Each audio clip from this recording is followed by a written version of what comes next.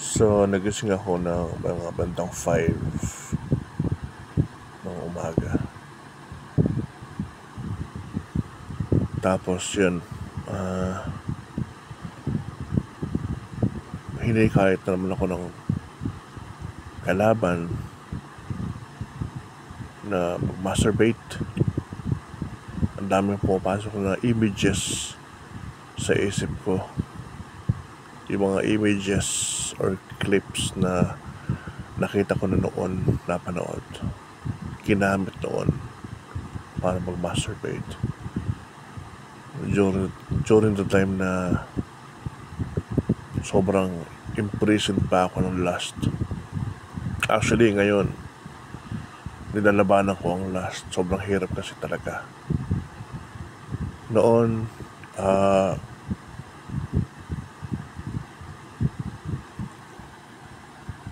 sinasabi na ang pagmamasturbate ay part of growing up bilang isang lalaki. Para siya nakasanayan na culture na lahat ng binata ginagawa yun para daw tumakat. Pero sa pagtanda mo, marirealize mo na mali pala yun. The reason why mali siya is because you're thinking something or someone while doing it, which is an act of adultery. So, di mo rin pwedeng i-justify ang sarili mo na mag-masturbate ka without thinking someone. Kasi doing something that was not designed by God for you to do is considered perversion.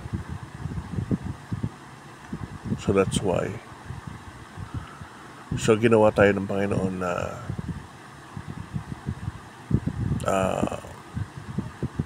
makipag-sex lamang kapag meron kang napag-asawa na, diba?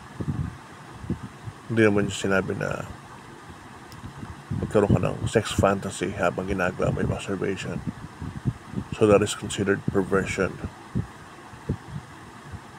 Binabagay mo yung design or how you were created by God. Kaya ang hirap. Ako nahihirapan talaga ako sa totoo lang kasi I've been doing it for the past 20 years since when I was like high school. And as time goes by, nag-evolve yung mga sources to commit lust. Before, simula siya sa mga dyaryo, tapos napunta ng comics, tapos yung mga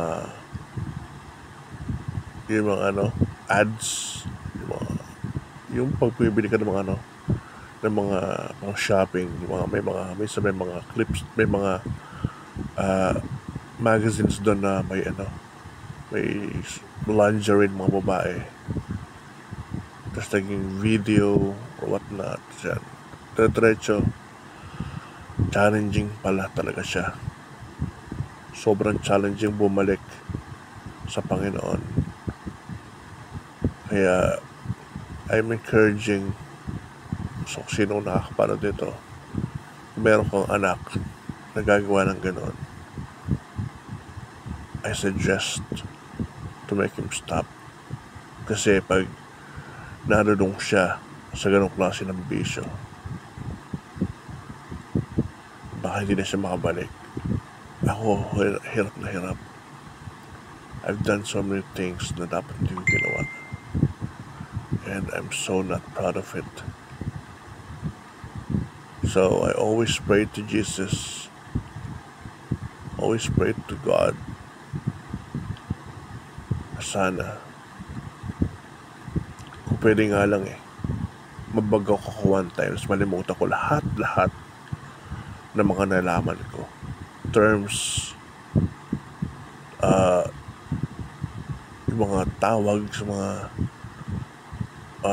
yung porn site terms, mga images, mga mukha ng babae, pangalan ng babae, porn stars, whatnot, lahat yan, pwede ko na makalimutan. I would have, loved it. Para na sa ganon. Hindi na sila pumapasok sa isip ko sa tuwing bumabalik ako sa Panginoon. So that's it for today.